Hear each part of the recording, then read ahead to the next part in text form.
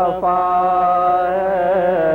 کربلا، اہل حق کی منزل صبر و رضا ہے کربلا، مجرئی آئینہ صدق و صفا ہے کربلا، گلشن فردوس ہے عرش وفا ہے کربلا، سرسری نظروں میں ایک دشت بلا ہے کربلا، مجرئی آئینہ صدق و صفا ہے کربلا، اس زمین میں مصطفیٰ کے دل کے ٹکڑے دفن ہے، اس زمین میں مصطفیٰ کے دل کے ٹکڑے دفن ہے، ہم نشیں میں کیا بتاؤں تجھ کو کیا ہے کربلا، مجرئی آئینہ صدق و صفا ہے کربلا، اس کے دامن پر 72 صورتیں ہیں جلوہ گر، ہو اگر چشم بصیرت آئینہ ہے کربلا، مجرئی آئینہ صدق و صفا ہے کربلا، لکھ گئے ہیں خون سے اپنے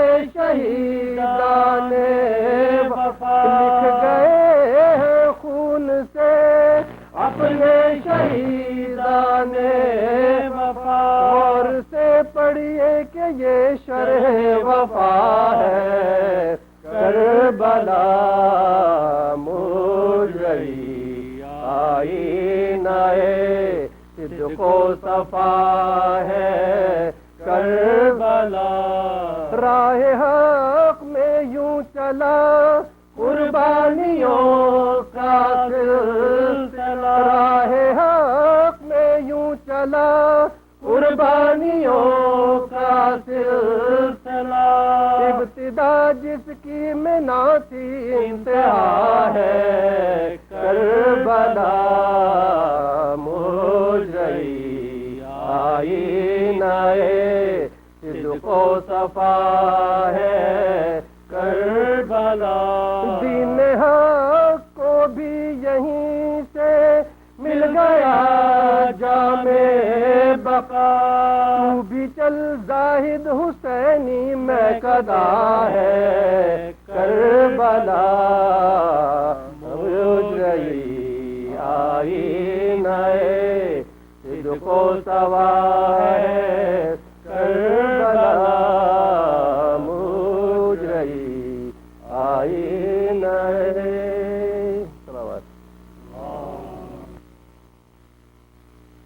الحمد لله رب العالمين، والصلاة والسلام على أشرف الخلائق أجمعين، الرسول النبي الأمي الهاشمي سيدنا وشفيعنا أبي القاسم المصطفى محمد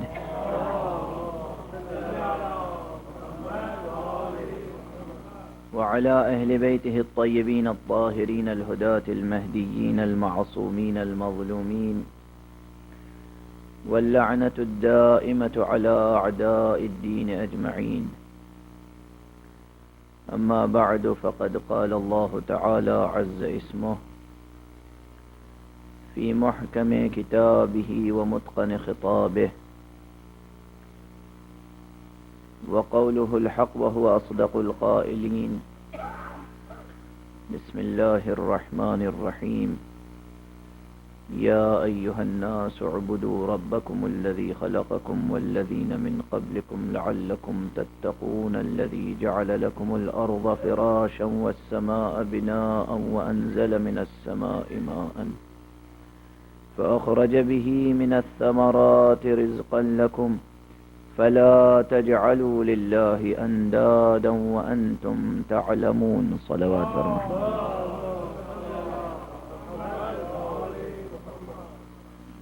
برادران عزیز، سلسلہ گفتگو ہمارا اور آپ کا آج منقطع ہو جائے گا. اختتام تک تو نہ پہنچا. یہ بات بھی اکثر کہتا رہتا ہوں، اس لیے کہ قرآن حکیم کے حوالے سے جب بھی کوئی گفتگو شروع ہوگی تو وہ گفتگو اختتام تک نہیں پہنچ سکتی، منقطع ہو سکتی ہے. ہم میں سے کسی میں وہ وسعت علمی اور وہ جامعیت نہیں پائی جاتی جو یہ دعویٰ کر سکے کہ قرآن مجید کی کسی ایک چھوٹی سے چھوٹی آیت کی تفسیر کا بھی حق ادا کر سکتا ہو. بہت سے مطالب ابھی ظاہر الفاظ سے ہی مستنبط ہو سکتے ہیں اور بعض دوسرے مقامات پر گزارش بھی کیے ہیں، لیکن وہ مطالب بھی یہاں گزارش سے رہ گئے. اور آج آخری گفتگو ہے. ترجمہ تو آپ کے ذہنوں میں محفوظ ہوگا. کل ذرا گفتگو میں ایک موڑ آ گیا تھا، لیکن وہ بے سبب نہ تھا. میں نے گزارش کی تھی کہ اس کائنات مادی میں، اس میٹیریل ورلڈ میں، یہاں جتنے ایلیمنٹس ہمیں نظر آتے ہیں، جتنے عناصر نظر آتے ہیں، یہ عناصر اور یہ ایلیمنٹس علامت کی حیثیت رکھتے ہیں. عرض کیا تھا کہ پانی علم کی علامت ہے اور زمان کی علامت بھی. صرف علم کی علامت ہی نہیں ہے، بلکہ عالم عناصر میں پانی ایک عنصر بسیط کی حیثیت سے، عنصر بسیط نہیں ہے، اب معلوم ہے کہ یہ عنصر بسیط نہیں ہے، لیکن یہ سلسلہ ہدایت کی بھی علامت ہے. اب وہ تمام مقدمات بھی ذکر نہیں کیے جا سکتے، بالکل وقت نہیں ہے کہ جو مقدمات عرفاء نے اپنی کتابوں میں بیان کیے ہیں کہ امامت اور ہدایت کا جو سلسلہ قائم ہے معنوی دنیا میں، اس کو عالم عناصر میں پانی سے مشابہت دی گئی ہے. اور اس پر خود قرآن مجید کے بہت سے مقامات شاہد کے طور پر پیش کیے جا سکتے ہیں. خود ہمارے اور آپ کے بارے میں امام عصر عجل اللہ تعالی فرجہ الشریف کو قرآن مجید میں ماء معین سے تشبیہ دی گئی ہے، پانی سے تشبیہ دی گئی. میں صرف اشارہ کر کے آگے بڑھ رہا ہوں. سورہ ملک میں جو سورہ قدرت الہیہ کے بیان سے شروع ہوتا ہے، بسم اللہ الرحمن الرحیم، تبارک الذی بیدہ الملک وہو علی کل شیء قدیر. اس سورے کی آخری آیت ارأیتم ان اصبح ماؤکم غورا فمن یأتیکم بماء معین. یہاں ماء معین سے کوئی اور مراد نہیں ہے. ظاہری ترجمہ یہ ہے کیا تم نے کبھی غور کیا ہے اس بات پر؟ کبھی توجہ دی ہے؟ کبھی سوچا ہے کہ جب وہ حیات بخش پانی تمہاری نظروں سے اوجھل ہو جائے گا تو دوبارہ کون اسے تمہاری نظروں کے سامنے ظاہر کر کے لائے گا؟ یہ غیبت اور ظہور کا پورا استعارہ ہے. ارأیتم ان اصبح ماؤکم غورا فمن یأتیکم بماء معین. یہ قرآن مجید کی آیت ہے. بہرحال یہ بات بھی ذہن میں رکھیے گا کہ پانی عالم عناصر میں علم کا اور علم الہی کا اور سرچشمہ ہدایت کا ایک استعارہ ہے، ایک علامت ہے، ایک سمبل ہے. اور نظام ہدایت جو پروردگار عالم نے قائم کیا ہے، ضرور نبوت کا سلسلہ ختم ہو گیا، بلا شک و شبہ نزول وحی کا سلسلہ ختم ہو گیا. قرآن آخری کتاب ہے اور فرزند عبداللہ آخری پیغمبر ہیں. نبوت اور پیغمبری منحصر ہے ذات مصطفیٰ میں، اس میں کوئی شک و شبہ نہیں. لیکن ختم نبوت کا یہ مفہوم ہرگز نہیں ہے کہ اس کے بعد الہی سلسلہ رشد و ہدایت کا سلسلہ ختم ہو گیا. بعض بہت مشہور مفکرین نے اپنی کتابوں میں ختم نبوت کے فلسفے کی توجیہ کرتے ہوئے یہی بیان کیا ہے کہ ختم نبوت کے معنی یہ ہے کہ اب ہمیں پیغمبر کے بعد کسی آسمانی رہبری اور کسی مذہبی پیشوائی کی ضرورت نہیں ہے.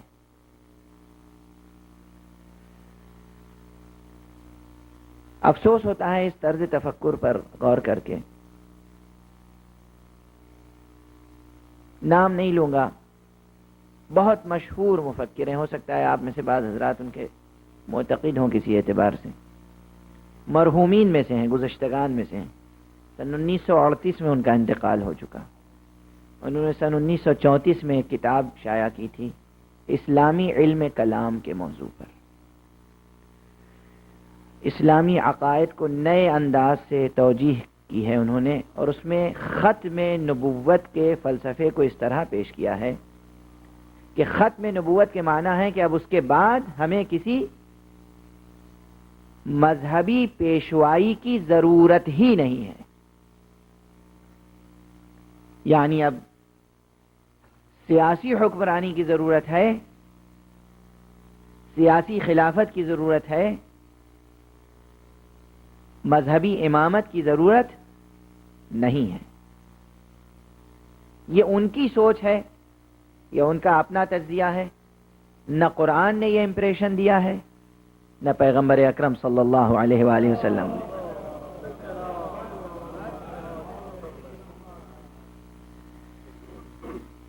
قرآن نے بھی قیامت تک کی ہدایت کا اعلان کیا ہے، اور حضور نے بھی قیامت تک کی ہدایت کا اعلان فرمایا ہے. اور یہ حدیث بطور خاص متفق علیہ ہے،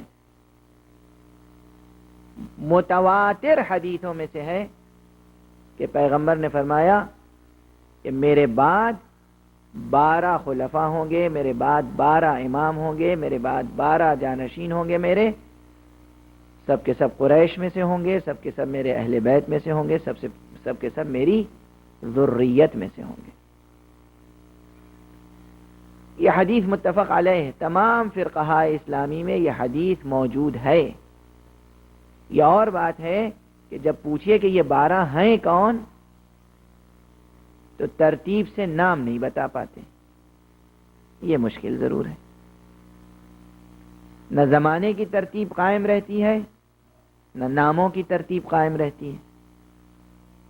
بہرحال یہ یوں ہی ذکر کر رہا ہوں، ذہن میں یہ آیتیں اور حدیثیں آپ کے رہنی چاہیے. اور میں ایک جملہ عرض کیا کرتا ہوں، وہ عرض کر رہا ہوں شاید ذہنوں میں رہ جائے اور آپ اس کی قدر فرمائیں کہ ختم نبوت کا عقیدہ اگر پیغمبر کے بعد اتنا مضبوط سلسلہ امامت نہ ہوتا تو شاید ختم نبوت نہ ہو پاتی.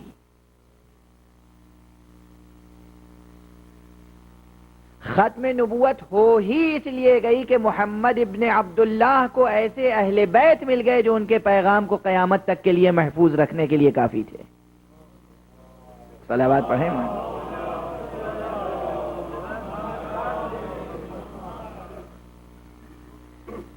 دوسرے انبیاء پہ نبوت ختم اس لیے نہیں ہوئی کہ ان کے پیغام کے ایسے امین انہیں نہ مل سکے، ایسے محافظ نہ مل سکے، ایسے اہل بیت نہ مل سکے، ایسے اہل سر نہ مل سکے، ایسے حامل اسرار نہ مل سکے، ایسے رازداں نہ مل سکے جیسے ہمارے حضور کو مل گئے. اگر اہل بیت نہ ہوتے تو نہ دین باقی رہتا اور نہ حضور کی سیرت محفوظ رہتی. آپ ذرا دیکھ لیجئے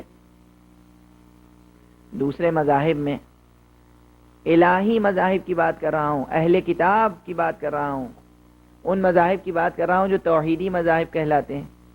ذرا بائبل پڑھ لیجئے، انجیل اور توریت کا مطالعہ کر لیجئے، انبیاء کی کیسی رقیق سیرتیں لکھی گئی ہیں. نعوذ باللہ، کیسے کیسے گناہان کبیرہ میں ملوث دکھایا گیا ہے. میں ممبر سے بیان نہیں کر سکتا، لفظوں سے اشارہ نہیں کر سکتا. آداب ممبر کے خلاف، تہذیب مجلس کے خلاف. اور دوسرے مذاہب جو ہمارے سب کانٹیننٹ میں مثلا ہندو مذہب ہے، ہمیں کیا معلوم کہ کرشن نبی تھے اللہ کے یا نہیں تھے؟ ہم نہیں کہہ سکتے، لیکن یہ بھی نہیں کہہ سکتے کہ تھے، یہ بھی نہیں کہہ سکتے کہ نہیں تھے. اللہ نے قرآن مجید میں کہا ہے کہ ہم نے ہر قبیلے میں اور ہر خطۂ زمین میں رہبر بھیجے اور ہادی بھیجے اور نبی بھیجے. تو ہو سکتا ہے وہ نبی رہے ہوں، لیکن ان کی جو صورت آج باقی ہے، جو کردار منسوب کیا جاتا ہے ان سے، وہ کردار کسی نبی کے شایان نشان نہیں ہے. اسی لیے تو آپ کہتے ہیں کہ وہ نبی نہ تھے، ان کو نبی نہیں مانا جا سکتا. اگر اہل بیت مصطفیٰ نہ ہوتے تو مسلمانوں نے سیرت پیغمبر کو مسخ کرنے میں بھی کوئی دقیقہ فروگزاشت تو نہیں کیا تھا. کیسی کیسی روایتیں کتابوں میں موجود ہیں، آپ اندازہ فرمائیں. اس لیے مکتب اہل بیت کی قدر کیجئے اور مکتب اہل بیت سے جڑے رہیے. دو چیزیں ہیں عزیزوں جس سے اسلام واقعی روئے زمین پر باقی ہے. بہت دو چار کی طرح گفتگو کر رہا ہوں، نہ جوش خطابت میں کوئی جملہ کہہ رہا ہوں، نہ مبالغے کے انداز میں. دو چیزیں ہیں جو محافظ اور امین ہیں اسلام حقیقی اور اسلام واقعی کی. ایک آپ کا دبستان اجتہاد، حوزہ علمیہ، مجتہدین کا سلسلہ، اور ایک یہ عزاداری کا نظام. علمی محاذ پر، فکری محاذ پر، فلسفیانہ محاذ پر حوزہ علمیہ اور مجتہدین کرام کا ایک تسلسل، ایک سلسلہ جو مسلسل قرآن اور احادیث معصومین علیہم الصلاۃ والسلام کی روشنی میں تحقیق اور ریسرچ کے کاررواں کو آگے بڑھا رہے ہیں. مذہبی تحقیق کا کاررواں آگے بڑھ رہا ہے. وہ اور ہوں گے جنہوں نے 1400 برس میں 4 مجتہد پیدا کیے ہیں. ہم نے تو ہر صدی میں سینکڑوں مجتہد پیدا کیے ہیں، ایک سے ایک مجتہد پیدا کیے ہیں.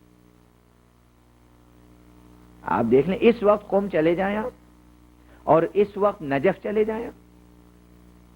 نجف جو حوزہ ویران ہو چکا تقریباً.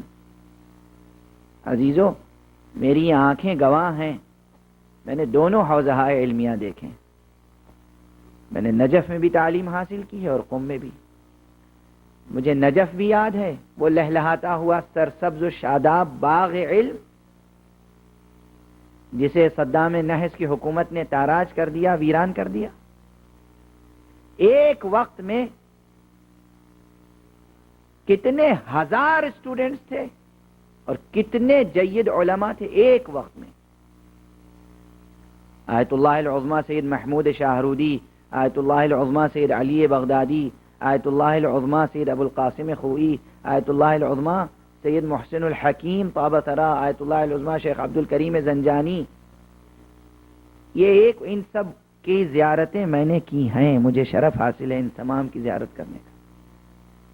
ایک وقت میں کتنے مجتہدین تھے وہاں، صاحب رسالہ عملیہ، اور آج قم میں کم سے کم 100 سے زیادہ مجتہدین ہیں، مجتہد مطلق، مجتہد مطلق۔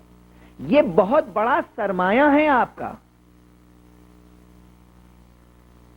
ان کی طرف سے توجہ ہٹنے نہ پائے، ان کی توہین نہ ہو،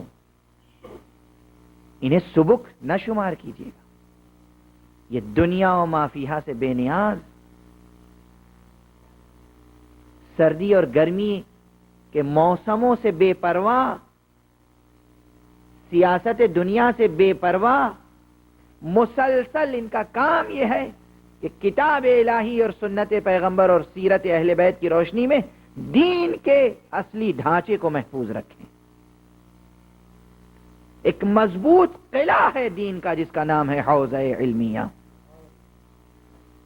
اور یہ سرفروش مجاہدین ہیں مذہب کے کہ جنہیں مجتہدین کہا جاتا ہے، علماء کہا جاتا ہے۔ ہاں، ہر طالب علم کو یہاں اتفاقاً 15 منٹ کی پہلی تقریر جو ہوئی تھی اس میں نے عرض کیا تھا کہ مجھ جیسے ناخواندہ اور جاہل افراد کو دیکھ کر آپ قیاس نہ کیا کریں کہ مجتہدین ایسے ہوتے ہیں۔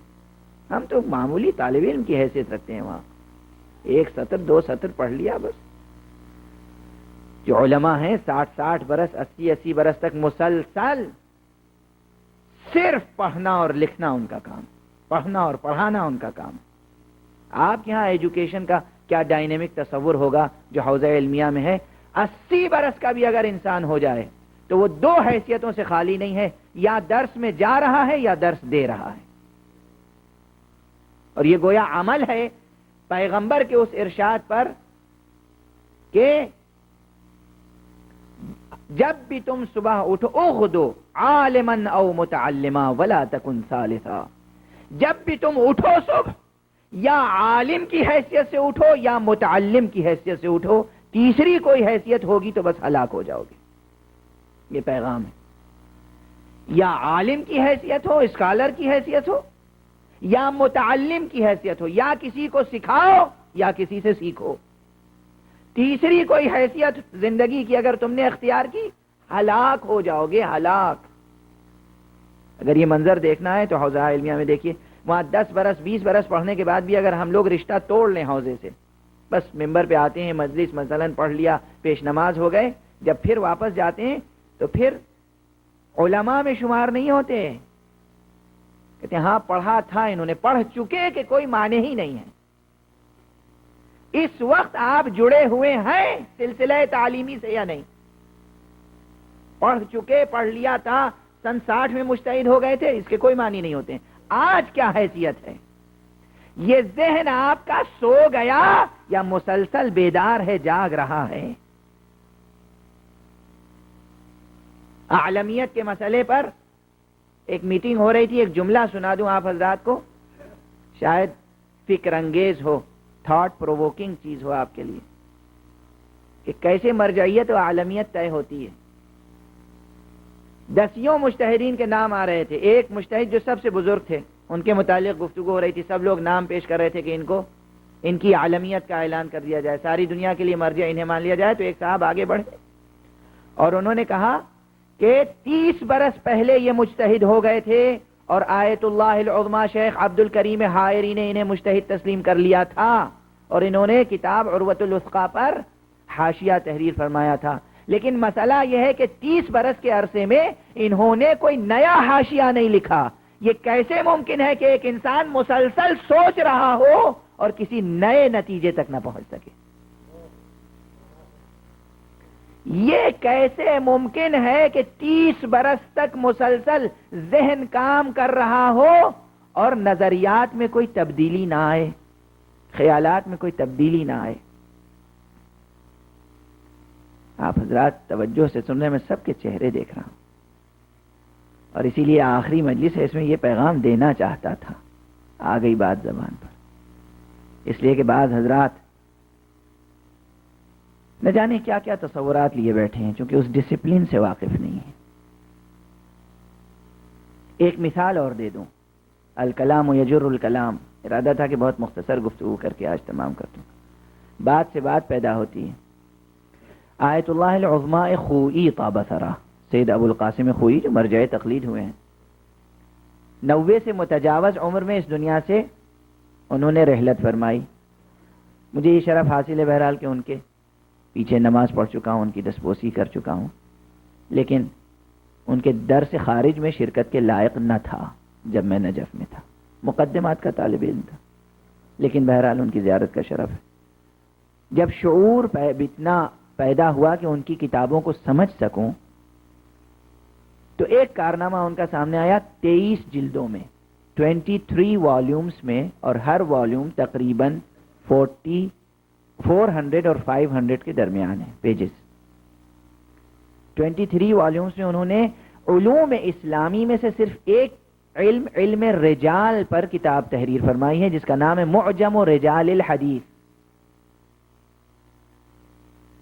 اور یہ علم رجال ایک بہت اہم علم ہے، جس سے مجتہد کو سروکار ہوتا ہے کہ حدیث پیغمبر یا کسی حدیث معصوم کی تحقیق کے لیے اس معصوم سے لے کر مجھ تک جتنے راوی گزرے ہیں ان سب کے حالات کی تحقیق کرنا، کون سچا تھا، کون جھوٹا تھا، کون عالم تھا، کون جاہل تھا، کون دیانتدار تھا، کون بے دین تھا، کس کا حافظہ قوی تھا، کون بھلکڑ تھا، کون بات کو اپنی طرف سے بڑھا دیتا تھا، کون بات کو اپنی طرف سے گھٹا دیتا تھا۔ اتنے مراحل سے گزرنے کے بعد پھر یقین پیدا کرنا کہ ہاں یہ حدیث صحیح ہے، اس کی بنیاد پر حکم دیا جا سکتا ہے یا حکم نہیں دیا جا سکتا۔ انہیں سمجھیے کہ یوں ہی فقہا بیٹھے رہتے ہیں آنکھ بند کر کے، بس جو بات ان کی سمجھ میں نہیں آئی کہہ دیا حرام ہے۔ لفظ حرام منہ سے نکالنے سے پہلے یہ خوف ہوتا ہے کہ جو چیز خدا کی طرف سے حرام نہیں ہے، خدا نہ خواستہ ہم اسے حرام کہتے ہیں، اور جو چیز اللہ نے تکلیف شرعی قرار نہیں دی، واجب قرار نہیں دیا، ان کے کانوں پہ ایک بوجھ نہیں بنایا، ہم کیوں بنا دیں اسے؟ غور فرمایا آپ؟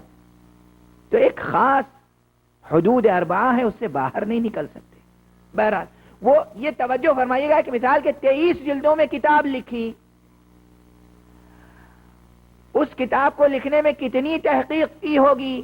ہمارے ہاں عوام الناس میں کیفیت ہوتی ہے، بعض حضرات ملتے ہیں، میرا نظریہ یہ، عربی سے واقف، اردو بھی صحیح نہیں آتی،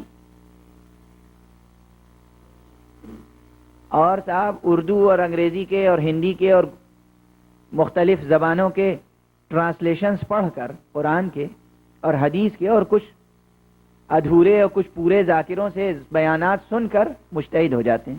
میرا نظریہ یہ، آپ کیا اور آپ کا نظریہ کیا؟ کسی ڈاکٹر کے سامنے میں یہ کہوں کہ میرا نظریہ یہ ہے، تو وہ کہے گا مجھ سے علاج کرانے سے پہلے کسی سائیکیٹرسٹ کے پاس چلے جائیے، اور تو کوئی علاج ہی نہیں۔ میرا معدہ بگڑ جائے اور میں کسی ڈاکٹر کے پاس جاؤں اور جب وہ کہے کہ یہ دوا ہے، میں کہوں نہیں، میرا نظریہ یہ ہے۔ ایک دن آپ نے کلاس نہیں لی، بایولوجی پڑھی نہیں آپ نے، سائنس پڑھی نہیں آپ نے، میڈیکل سائنس میں آپ نے قدم نہیں رکھا، اور میرا نظریہ یہ ہے۔ وہی حال مومنین کا ہے دین و مذہب کے سلسلے میں، میرا نظریہ یہ ہے، جہاں چلے جائیے میرا نظریہ یہ، اپنا ہر شخص ایک نظریہ لیے بیٹھا اور نظریے کو تبدیل کرنے کے لیے تیار نہیں، مناظرے کے لیے تیار ہے۔ علماء کو دعوت دی جاتی ہے ہم آپ سے مناظرہ کریں گے، اچھا نظریہ تبدیل نہیں کریں گے۔ میں مثال دے رہا ہوں کہ اپنی حقیقت سمجھیں اور اس جھوٹی انانیت سے نجات دیں، اور دیکھیں کہ ایک عالم وقت 92 برس کی عمر میں اپنے بیٹے محمد تقی سے کہا میاں یہ 23 جلدیں سب پہ خط نسخ کھینچ دو، میرے نظریات بدل گئے، پھر سے کتاب لکھو۔ جی ہاں، یہ مثال دے رہا تھا۔ انتقال سے 2 برس پہلے کہا یہ پوری 23 جلدیں باطل۔ اسی موضوع پر تحقیق کرتے کرتے میں اس منزل پر پہنچ گیا کہ نتیجے تک پہنچا کہ یہ جو کچھ میں نے لکھا تھا یہ سب غلط ہے، حرف غلط، نئے سرے سے اس علم کو مدون کیا جائے۔ اور فرمانے آپ سنا سب نے، یہ داستان اور کہانی نہیں ہے 200 برس پہلے کی، 1400 برس پہلے کی، یہ ابھی کی داستان سنا رہا ہوں۔ حوزہ علمیہ نجف میں کن حالات میں، کن مصیبتوں میں، کیسے سیاسی پریشرز میں، کیسے اقتصادی اور سماجی حالات میں یہ شخص مسلسل ایک علم پر کام کر رہا ہے، اور 90 برس سے متجاوز عمر آ جانے کے باوجود اپنے نظریات پر کوئی اصرار نہیں ہے کہ جو لکھ دیا وہ حرف آخر ہے۔ اور ہمارے یہاں اتنے آلام اور مصائب کے بعد جب آدمی خود بخود چڑچڑا ہو جاتا ہے اور بڑے تعیش میں رہنے کے بعد عمر کا تقاضا ہوتا ہے کہ چڑچڑا ہو جاتا ہے، وہ شخص انتہائی خندہ پیشانی سے کہہ رہا ہے کہ نظریات میرے بدل گئے، یہ کتاب پھر سے لکھی جائے گی۔ یہ ہوتا ہے حوزہ علمیہ، یہ ہوتا ہے اجتہاد، یہ ہوتے ہیں علماء۔ اگر آپ کے اندر خو و بو علمی ہے تو اصرار نہیں ہونا چاہیے، تواضع ہونی چاہیے، فروتنی ہونا چاہیے، اپنے نظریات میں تبدیلی لانے کی صلاحیت ہونی چاہیے۔ یہ نہیں کہ بس جو نظریہ بن گیا وہ بن گیا، اب ہم اپنا نظریہ نہیں تبدیل کرنے والے۔ آپ اپنی کتاب بدل دیجئے، آپ اپنا نظریہ بدل دیجئے، ہم اپنا نظریہ نہیں بدلیں گے۔ کوئی ضد میں ضد ہے، بچے بھی ایسی ضد نہیں کرتے۔ بہرحال 2 چیزیں ہیں، ان کی قدر کیجیے، ایک حوزہ علمیہ اور مجتہدین کا سلسلہ، اور دوسرے یہ عزاداری۔ میں نے گزارش کی تھی کہ کسی دن موقع ملے گا تو رسوم عزا پہ گفتگو کروں گا۔ یہ نظام عزاداری جو ہے عزیزو، اس کی قدر کرو۔ میرے واقعاً دل سے دعائیں نکلتی ہیں، خدا شاہد ہے، دل سے دعائیں نکلتی ہیں کہ جب یہاں اس قدر بہترین سوزخانی، پیشخانی اور نوحہ خانی اور مجلسیں سننے کا موقع ملتا ہے، جو لوگ آپ میں سے سوزخانی اور نوحہ خانی کرتے ہیں، اللہ آپ کی عمروں کو دراز کرے، سلامت رکھے، اور نئی نسل کے بچوں کو تعلیم دیں دل سوزی کے ساتھ، انہیں بھی آمادہ کریں، انہیں سکھائیں، وہ چاہے رومن ہی میں لکھ کر صحیح۔ پہلے تو یہ کوشش کریں کہ آپ اردو زبان محفوظ رکھیں۔ شاید بہت سی غلط فہمیاں پیدا ہو گئی ہیں، تو میں آج ان غلط فہمیوں کا ازالہ بھی کرتا چلوں کہ اس کہنے والا کہتا کچھ ہے، سمجھنے والے سمجھتے کچھ ہیں اپنے طور پر۔ ایک دن میں نے عرض کر دیا تھا کہ یہاں جب آپ جلوس لے کے نکلتے ہیں سڑکوں پر تو مقصد کیا ہوتا ہے آپ کا؟ دیکھیے، جلوس نکلنے کا مقصد یہ ہے کہ ہم سڑک پر چلنے والے ایک ایک فرد کو یہ بتانا چاہتے ہیں کہ تمہارے لیے ہمارے پاس کوئی میسج ہے، تمہارے لیے، تمہارے فائدے کی ایک بات ہے جو ہم تمہیں بتانا چاہتے ہیں۔ اگر یہ مقصد نہیں ہے تو پھر سڑک پر نکلنے کا کوئی فائدہ نہیں۔ یہ نہیں ہے کہ میں اردو نوحوں کا مخالف ہوں یا پنجابی نوحوں کا مخالف ہوں۔ اردو زبان جاری رکھیں، اپنی زبان مادری زبان کی حفاظت کریں، اپنی اپنی تہذیب، اپنے اپنے کلچرز کو محفوظ رکھیں، مگر جس ملک میں ہیں اس ملک میں تبلیغ کے تقاضوں کو بھی پورا کریں۔ ہی اور بھی میں بہت فرق ہے۔ انگریزی ہی میں نہ پڑھیں، انگریزی میں بھی پڑھیں، 2 باتیں الگ الگ ہیں۔ تو جلوسوں میں لٹریچر تقسیم کریں، نوحے پڑھیں۔ کیوں نہیں نوحے پڑھے جا سکتے انگریزی میں؟ کیوں نہیں سوزخانی ہو سکتی انگریزی میں؟ انگریزی زبان میں پوئٹری نام کی چیز نہیں ہے کیا؟ انگریزی جیسی رچ لینگویج کے بارے میں آپ سوء ظن رکھتے ہیں؟ اس میں اصناف ادب نہیں ہے، اس میں اصناف شعر نہیں ہے۔ بس اتنا ہے کہ اگر آپ اپنے بچوں کی تربیت کریں تو آپ کے یہ بچے جیسے اردو زبان میں کربلا کے حوالے سے، واقعہ کربلا اور سیرت امام حسین علیہ الصلوۃ والسلام کے حوالے سے ایک عظیم ادب تخلیق ہوا، آپ انگریزی زبان جو اتنی عظیم ادب کی حامل ہے اس کے سرمایہ ادبی میں اور اضافہ کر سکتے ہیں. ہاں، احساس کمتری میں مبتلا ہونے کی کوئی ضرورت نہیں ہے کہ ہم انگریزی میں کیا کر سکتے ہیں. آپ صرف واقعہ کربلا کے حوالے سے انگریزی زبان کو نیا شیکسپیئر دے سکتے ہیں. ایسا نہیں ہے. بہت سے اقدار انسانی ہیں جن کی تفسیر ہوئی ہے بیان شعر و ادب کی زبان میں انگریزی میں، مگر اس طرح تھوڑی تفسیر بیان ہو سکی ہے جیسے اہل بیت اطہار نے اقدار انسانی کی تفسیر بیان کی ہے. ہیومن ویلیوز، اخلاقیات، معرفت نفس کے مسائل، ایثار اور قربانی کی قدریں، خدا شناسی کی باتیں، نبوت، وحی، آخرت، ان تمام مسائل پر عقلی اور جذباتی اور احساساتی، فکری اور احساساتی تمام سطحوں پر جتنا مواد اہل بیت اطہار نے پیش کیا ہے، یہ ترجمانی دوسری زبانوں میں کون کرے گا اور کب کرے گا؟ کب یہ وقت آئے گا؟ ہم آتے ہیں اردو زبان میں تقریر کرتے ہیں ضرور، لیکن ہمارے ساتھ ساتھ آپ کو بیدار ہونا چاہیے. ہم ویلکم کرتے ہیں نئی نسلوں کو کہ وہ آپ میں سے آئیں سامنے. ہم پہ اصرار نہ کیجئے کہ ہم انگریزی زبان بڑھاپے میں سیکھیں.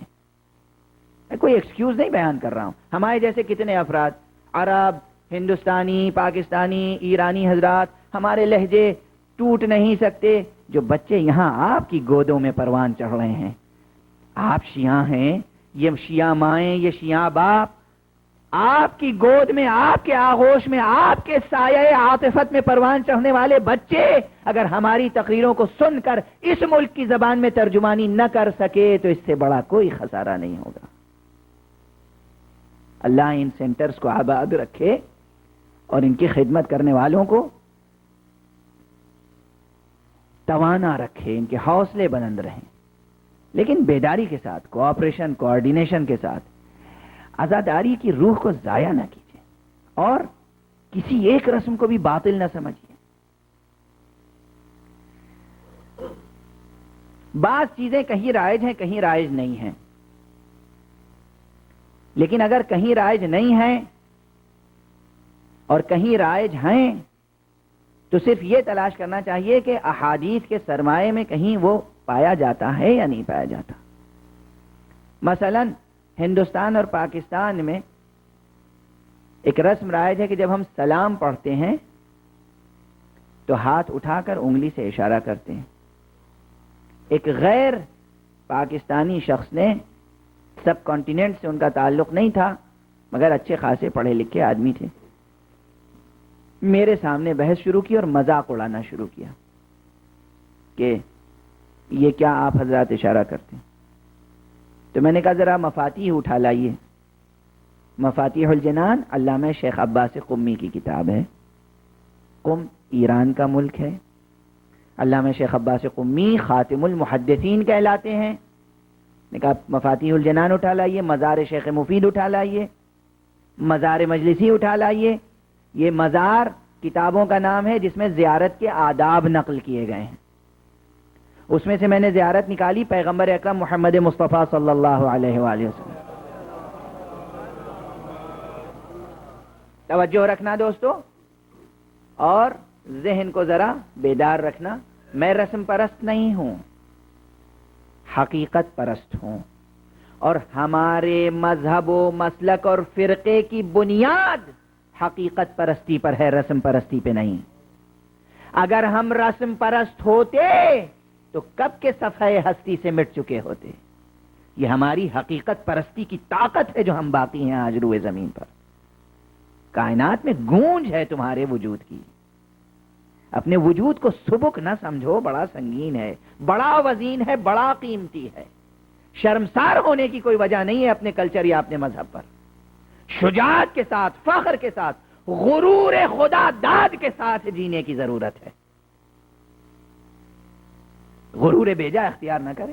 بہرحال حضرت کی میں نے زیارت نکالی جو معصوم سے مروی ہے، اور معصوم نے کہا کہ قریب سے اگر زیارت کرنے کا موقع نہ ہو تو دور سے اگر ہندوستان میں بیٹھ کر، پاکستان میں بیٹھ کر، افغانستان میں بیٹھ کر، ایران میں بیٹھ کر، امریکہ میں بیٹھ کر، انگلستان میں بیٹھ کر، کرۂ ارضی کے کسی بھی بقعے میں، کسی بھی منطقے میں، کسی بھی کنٹری میں اور ملک میں بیٹھ کر آپ زیارت پڑھنا چاہیں تو پہلے اپنے سامنے ایک قبر کی شبیہ بنائیں، اس کے اوپر نام لکھیں پیغمبر کا، یا جس معصوم کی زیارت کرنی ہو اس معصوم کا نام لکھیں، تاکہ وہ ماحول بن جائے کہ محسوس ہو ہم قبر مطہر کے سامنے کھڑے ہوئے ہیں، اور اس کے بعد اس قبر کی طرف انگلی سے اشارہ کر کے زیارت پڑھیں۔ اب اگر بر صغیر میں یہ رائج ہے کہ قبر کی طرح کا ایک تابوت بنا کر مستقل رکھ دیا جاتا ہے اور اس کی طرف انگلی سے اشارہ کر کے نماز سلام کیا جاتا ہے، تو یہ شرک و بدعت نہیں ہے، یہ ہندو کلچر کا اثر نہیں ہے، یہ ایک حدیث معصوم کی مستقل تعمیل ہے جو ہم کرتے ہیں۔ اس لیے میں نے گزارش کی تھی کہ ایسا نہیں ہے کہ ہمارے بزرگوں نے بے خبری میں، نادانی میں کچھ رسمیں قائم کر دیں، یہ ایک بات۔ دوسری بات، علم کی جو شکل ہندوستان اور پاکستان میں ہے، اوپر سے تکونا ہوتا ہے اور پٹکا اس طرح سے لمبا ہوتا ہے۔ خود میں جب عراق میں تھا، نجف اشرف میں، تو مجھے حیرت ہوتی تھی کہ یہ کس طرح کا علم ہوتا ہے، ہندوستانی ایسا بناتے ہیں اور عراقی ایسا نہیں بناتے ہیں۔ یہ الگ الگ اپنے اپنے کلچرز ہیں، کنٹری میں جو چیز رائج ہو گئی کسی بھی صورت سے نام مولا لے رہے ہیں، اچھی بات ہے، تنقید اور کرٹیسائز کی کوئی ضرورت نہیں ہے، مگر اگر کہیں کوئی بات اچھی اور اصیل ہے، اس کی کوئی تاریخی بنیاد ہے، تو اس کی قدر زیادہ کرنی چاہیے۔ خیال تھا کہ یہ ایک خاص قسم کا علم کیوں بناتے ہیں، اس لیے کہ وہاں تو فلیگ کی طرح کا پھرہرا بنا لیا، ایک چھڑ ہے اور ایک پھرہرا ہے، بس ختم ہوئی بات۔ جیسے مختلف کنٹریز کے فلیگز ہوتے ہیں، چاہے وہ سبز پھرہرا ہو یا کالا ہو یا سفید ہو، جیسا بھی ہو، مختلف قسم کے نشانات بنا لیتے ہیں۔ جستجو رہی مجھے کہ اس قسم کا علم کیوں بناتے ہیں، یہاں تک کہ ایک کتاب میں بھی پڑھا اور پھر خود اپنی آنکھوں سے جا کر دیکھ لیا۔ سیریا عرب کنٹریز میں شمار ہوتا ہے یا نہیں، یہ بتائیے؟ ہندو کنٹریز میں تو شمار نہیں ہوتا۔ ہو سکتا ہے میری معلومات خراب ہو، غلط ہو، میں جغرافی اور تاریخ سے واقف نہ ہوں۔ سیریا، شام، دمشق ہندو کنٹریز میں سے تو نہیں ہے، عربی میں دمشقی کہتے ہیں اسے، انگریزی میں ہو سکتا ہے دمسکس کہا جاتا ہوں۔ تو بہرحال وہاں جو میوزیم ہے، اس میوزیم میں ایک علم رکھا ہوا ہے۔ آپ سب زیارت بی بی جناب زینب سلام اللہ علیہا کے لیے جائیں، اور وہاں جو علم رکھا ہوا ہے وہ بالکل اسی طرز کا ہے کہ جس طرز کا آپ کے بر صغیر میں بنتا ہے، اسی طرح جیسے آپ زردوزی کا بناتے ہیں، لکھتے ہیں، اسی طرح لکھا ہوا ہے سنہرے حرفوں میں، سنہرے دھاگے سے، روپہلے دھاگے سے آیت لکھی ہوئی ہے، اللہ کا نام لکھا ہوا ہے، اور گل بوٹے بنے ہوئے ہیں، سجا ہوا علم ہے، اور نیچے اس میوزیم میں لکھا ہے علم اہل الحجاز، یہ اہل حجاز کا علم ہے۔ حسین مظلوم جو کارواں لے کے چلے تھے وہ حجاز ہی سے تو چلا تھا۔ اب سمجھ میں آئی بات؟ پیغمبر کہاں رہتے تھے؟ حجاز میں رہتے تھے، یعنی اہل حجاز کا علم اس طرح کا ہوتا تھا۔ کربلا میں جو عباس غازی کے ہاتھوں میں علم رہا ہوگا وہ کیسا علم رہا ہوگا؟ تو ہمارے بزرگوں نے ان روایتوں کو محفوظ کر دیا ہے۔ اب اگر یہ روایتیں محفوظ ہیں تو گویا 1400 برس پرانا کلچر ہم نے محفوظ کر رکھا ہے۔ اس کی قدر کیجئے، اس کا مذاق نہ اڑائیے۔ ایک صلوات پڑھیے محمد علیہ۔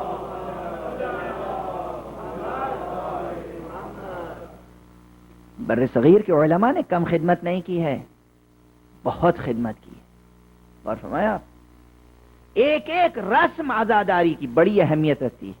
پھر کہوں رسم پرست نہیں ہوں، لیکن رسوم کے پیچھے روایات ہیں، حقائق ہیں۔ ضرورت نہیں ہے کہ آپ 10 20 25 50 100 علم یہاں سے وہاں تک سج دیں، مگر ایک علم پورے ادب و احترام سے اگر موجود رہے کہ علم پیغمبر ہے، یہ علم اسلام ہے، علم کربلا ہے، علم عباس ہے، اور آپ اسے بوسہ دیں تو یہ بوسہ دینا نہ شرک ہے نہ بدعت، یہ عقیدت کا اظہار ہے، احترام ہے، محبت اور عشق کا اظہار ہے کہ ہم اس پرچم کا بھی احترام کرتے ہیں، صاحب پرچم کے عشق کے طفیل. صاحب پرچم سے جو عشق ہے وہ تو اپنی جگہ، اس پرچم کا بھی ہم احترام کرتے ہیں. سمجھا؟ تو یہ عالم اور یہ تابوت، اس کی روایتی بنیاد میں نے بتائی، یہ روایتیں ضعیف نہیں ہیں کہ یوں ہی نظر انداز کر دیا جائے. اور ہمارے آداب مجلس میں جو سلسلہ ہے، جب اب یہ ضرور بر صغیر کے کلچر کا اثر تھا. دیکھیے تبلیغ کس فراست کے ساتھ کی ہے ہمارے آبا و اجداد نے، کس فراست کے ساتھ، کس حکمت عملی کے ساتھ تبلیغ کی ہے. حسین یعنی اسلام، اسلام یعنی حسین، اس میں تو کوئی شک و شبہ نہیں ہے. ہندوستان میں آنے کے بعد اسلام کی تبلیغ کرنی تھی اور کربلا کے حوالے سے کرنی تھی. جتنے مختلف افراد تھے، جتنے مختلف کاسٹ کے لوگ تھے، پیشوں کے لوگ تھے، ہر پیشے کا نمائندہ عزاداری میں شامل کر لیا. ایک شخص موسیقار ہے، وہ موسیقی اس کا کام ہے، موسیقی حرام ہے، مگر اسے بلایا کہ قصیدہ پڑھو، سوز پڑھو. یہ سوز تاکہ اس کی شمولیت ہو جائے. اس زمانے میں اسطبل ہوا کرتے تھے. آپ کو معلوم ہے لکھنؤ اور دہلی میں جو جلوس اعضاء نکلا کرتے تھے وہ کس شان و شوکت سے؟ آگے آگے ہاتھی جا رہا ہے، اس کے پیچھے اونٹ جا رہا ہے، اس کے پیچھے گھوڑے جا رہے ہیں، اور وہ سب سجے گئے ہیں خاص انداز سے، جیسے کوئی شاہی جلوس نکلتا ہے. اس کے بعد علم ہے، اس کے بعد ماتمی دستہ ہے، پھر ذوالجناح ہے. یہ سب شمولیت کس لیے ہوتی تھی؟ وہ تمام مختلف فرقوں کے لوگ پورے سال انتظار کرتے تھے کہ جب حسین کا جلوس نکلے گا تو ہمیں بلایا جائے گا. نام حسین سے واقف ہوتے تھے، اور جب آتے تھے تو ان آداب کا لحاظ رکھتے تھے کہ جو آداب ہم انہیں بتاتے تھے. اس طرح کلچر میں توسیع آتی تھی، اس طرح تہذیب پھیلتی تھی، اسلامی اور شیعی، اہل ولا کی تہذیب، اہل محبت کی تہذیب، اہل عزا کی تہذیب. ہر چیز کا ایک مقام تھا. ہاں وہ خاص سوشو اکنامیکل کنڈیشنز میں، خاص کلچرل انوائرنمنٹ میں یہ سب چیزیں قائم ہوئیں. اب آپ امریکہ میں ہیں، یہاں کے انوائرنمنٹ کے مطابق ان تمام روایتوں کو نظر میں رکھتے ہوئے کچھ نئی روایتیں قائم کرنی پڑیں گی تو قائم کیجئے. جس فراست کا مظاہرہ آپ کے آباء و اجداد نے کیا تھا اسی فراست کا مظاہرہ اب آپ کیجئے. صرف پیغام یہ ہے، لیکن اس پیغام کو فراموش نہیں کیا جا سکتا. ایز اٹ از ہر چیز باقی نہیں رہے گی، حقیقت باقی رہے گی. چہرے بدلتے رہیں گے، رسمیں بدلتی رہیں گی، زبان بدلتی رہے گی، حقیقت باقی رہے گی. اس حقیقت کو ہاتھ سے نہ جانے دیں، یہ آپ کی سب سے بڑی ذمہ داری ہے. علمی محاذ پر حوزہائے علمیہ اور مجتہدین کا سلسلہ، سماجی اور سیاسی محاذ پر عزاداری قلعہ اسلام ہے. اگر یہ نہ ہوتا تو آج اسلام نہ ہوتا. مضبوط ایک قلعہ ہے یہ. دنیا کا کون سا مخالف اسلام مسئلہ ہے جو اٹھا ہو اور ممبر سے اس کا دفاع نہ کیا گیا ہو؟ اوروں کی مسجدوں سے ہوا ہو یا نہ ہو، تخت نشینوں نے دفاع کیا ہو یا نہ کیا ہو، فتویٰ نویسی کی مسندوں پہ بیٹھنے والوں نے دفاع کیا ہو یا نہ کیا ہو، ممبر حسینی پہ آنے والوں نے ضرور دفاع کیا ہے. ہر مخالف اسلام عنصر کا دفاع کیا گیا. اور اسی لیے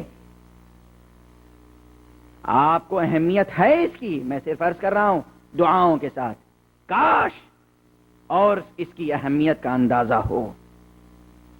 عشرہ اربعین میں پہلی تاریخ سے اتنے افراد نہیں تھے جتنے آج نظر آ رہے ہیں. کچھ کل تھے اور کچھ آج. آخری مجلس ٹھیک ہے، آپ کی مشغولیتیں اور مصروفیتیں ہمیں معلوم ہیں، لیکن عزیزو یہ شاعری نہیں ہے، یہ حقیقت ہے. اگر معلوم ہے، اگر آپ سنتے ہیں ممبروں سے کہ لولا، حدیث قدسی میں ہے، پیغمبر سے کہا گیا لولا کا لما خلقت الافلاک، اے حبیب اگر آپ نہ ہوتے تو ہم افلاک کو خلق نہ کرتے. دنیا کو خلق نہ کرتے، زمین و آسمان کو خلق نہ کرتے، یہ سب سنتے ہیں حقیقت سمجھ کر یا شاعری؟ اگر حقیقت سمجھ کر سنتے ہیں تو آپ کی سال بھر کی مشغولیتیں اپنی جگہ، مگر پہلے سے بیدار رہو کر شیڈیول بنائیے کہ مولا کی مجلسیں کب ہوں گی، ان مجلسوں میں ہمیں شریک ہونا ہے۔ عاشور کو ہمیں جاب پر نہیں جانا ہے، 40 پر ہمیں جاب پر نہیں جانا ہے، 40 اور عاشور کے دن ہمیں بزنس نہیں کرنا ہے۔ یہ 1 مہینہ پہلے سے آپ جب پروگرام بنائیں گے تو کیا چیز ممکن نہیں ہے اس دنیا میں؟ بے توجہی نہ برتیے، خدا نہ خواستہ معصومین کی اگر چشم عنایت و التفات ایک آن کے لیے ہماری طرف سے ہٹ جائے تو ہمارا وجود عدم میں بدل کر رہ جائے گا۔ جو کچھ بھی لقمہ ہم تک جا رہا ہے منہ تک، وہ ان کے طفیل میں، چاہے آپ کا پروفیشن کچھ بھی ہو، کچھ بھی پروفیشن ہو، اگر زمین سے دانے روئیدہ ہو رہے ہیں اور آسمان سے بارش ہو رہی ہے تو بطفیل امامت و ولایات، اگر یہ ولایت کے نظام قائم نہ ہوتا تو کائنات آج باقی نہ رہ جاتی۔ صلوات پڑھیں محمد۔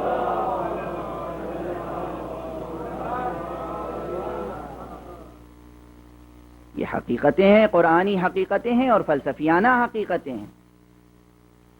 صرف شاعرانہ لب و لہجے میں یا ذاکرانہ اور واعظانہ لب و لہجے میں آپ سنتے ضرور رہے ہیں، لیکن یہ فلسفیانہ حقیقتیں، یہ وجودی حقیقتیں ہیں، یہ ایگزسٹینشیل حقیقتیں ہیں اور ویلیوز ہیں جو گزارش کی جا رہی ہیں، اس کی قدر کیجیے۔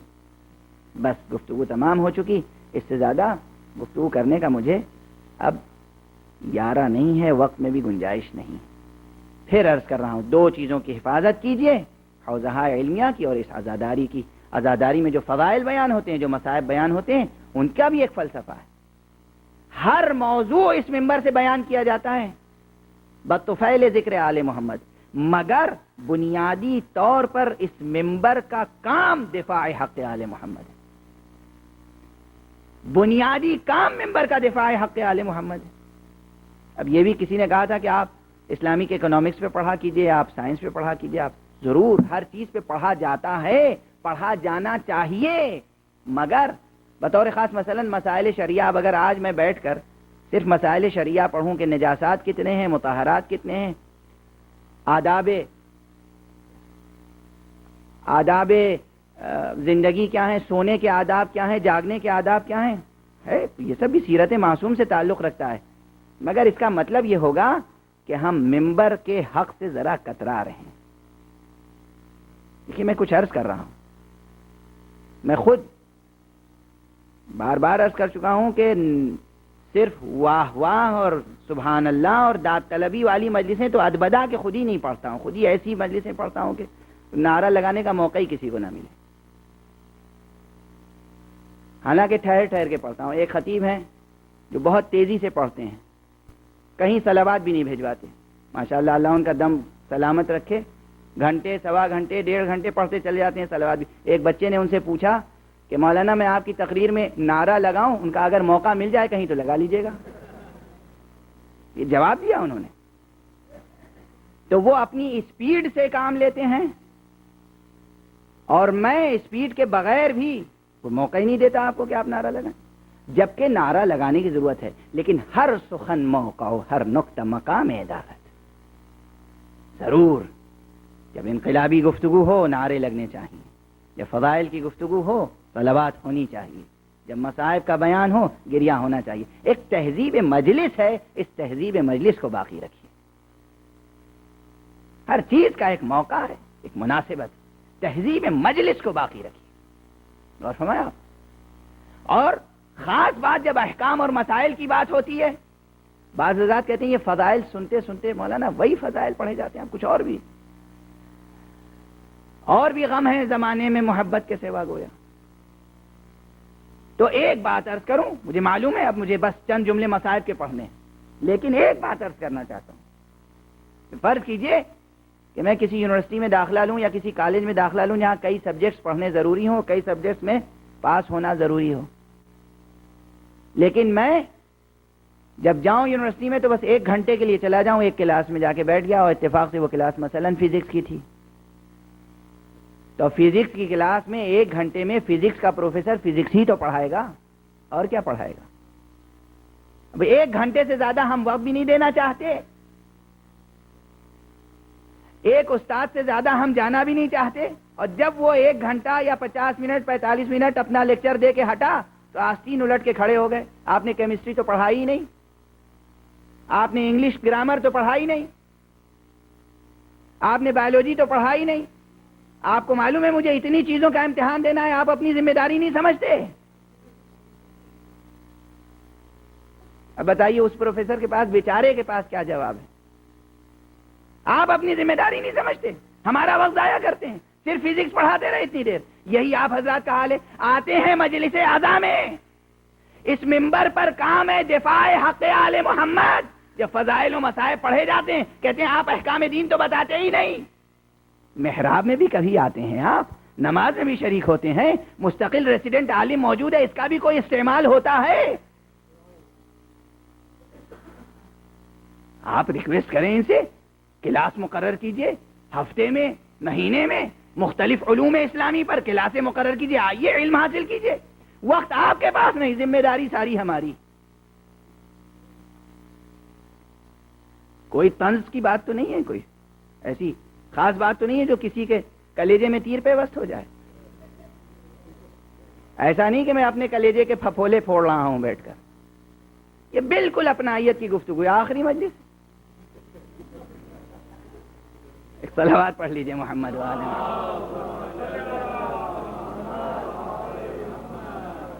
عزیزو، تحصیل علم کے لیے کوئی وقت مقرر نہیں ہے. پیغمبر کا ارشاد ہے، پیغام ہے، اطلب العلم من المہد الی اللحد. گہوارے سے لے کر گور تک علم حاصل کرتے رہو.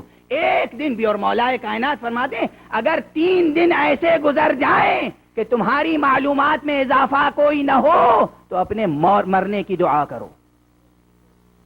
سنا؟ 3 دن اگر گزر جائیں اور تمہاری معلومات میں اضافہ نہ ہو، علم میں اضافہ نہ ہو، تو اپنے مرنے کی دعا کرو. بیکار ہے جینا. کھانے پینے کے لیے نہ جیو، علم کے لیے جیو. علم حاصل کریں، مذہبی علم حاصل کریں، تاریخ کا علم حاصل کریں، دین اور دنیا سب کا علم حاصل کریں. مسلسل اگر علم حاصل کرتے رہیں تو کوئی مسئلہ ہی باقی نہیں رہ جائے گا. وجود مضبوط ہوتا چلا جائے گا، آپ کا وجود مضبوط ہوتا چلا جائے گا، تہذیب مستحکم ہوتی چلی جائے گی، ہر طرح کے سیاسی، سماجی اور اقتصادی خطرات دور ہٹتے چلے جائیں گے، کوئی مسئلہ درمیان میں نہیں آئے گا، اور مجلس عزابی اپنی اسی شان و شوکت کے ساتھ برقرار رہے گی. میں علم کا تذکرہ کر رہا تھا، اور مجھے معلوم ہے کہ آج 40 کا روز تھا. کل ورود گزارش کر چکا کہ شام سے اسیروں کا قافلہ کربلا پہنچ چکا. آج صبح دوستو جو قافلہ پہنچا ہے اسے کربلا میں رہنا نہیں ہے، اسے مدینے جانا ہے. عجیب انداز ہے، لیکن آپ کو اندازہ ہے ایک بات جو غالباً 40 کے موقع پہ پڑھی نہیں جاتی، لیکن میں نے اس سے قبل ایک جگہ پڑھی تھی اور آج پھر گزارش کر رہا ہوں. آپ ذرا ان بیویوں کے جذبات کا اندازہ کریں. اب تک تو آپ نے کبھی ایسی کسی ضرور خاتون کو دیکھا ہوگا جس کے آغوش میں اس کے مردہ بچے کا سر ہو.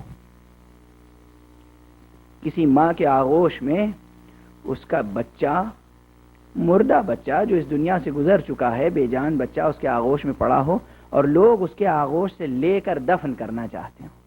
اسے معلوم ہے کہ دفن تو کرنا ہے، مگر پھر بھی وہ آسانی سے اپنے گود سے جدا نہیں کرتی، اپنے آغوش سے جدا نہیں کرتی. یہ آپ نے منظر دیکھا ہوگا. اب ذرا آج کربلا میں ایک منظر تصور کیجئے کہ یہ جو قافلہ آیا ہے یہ تنہا نہیں آیا ہے. حسین مظلوم کا کٹا ہوا سر زینب اپنے ساتھ لے کر آئی، عباس کا سر زینب ساتھ لے کر آئی ہیں، علی اکبر کا سر، قاسم کا سر ساتھ لے کر آئی ہیں، اور محمد کا سر ساتھ لے کر آئی ہیں. 40 کو یہ تمام سر دفن ہونے ہیں.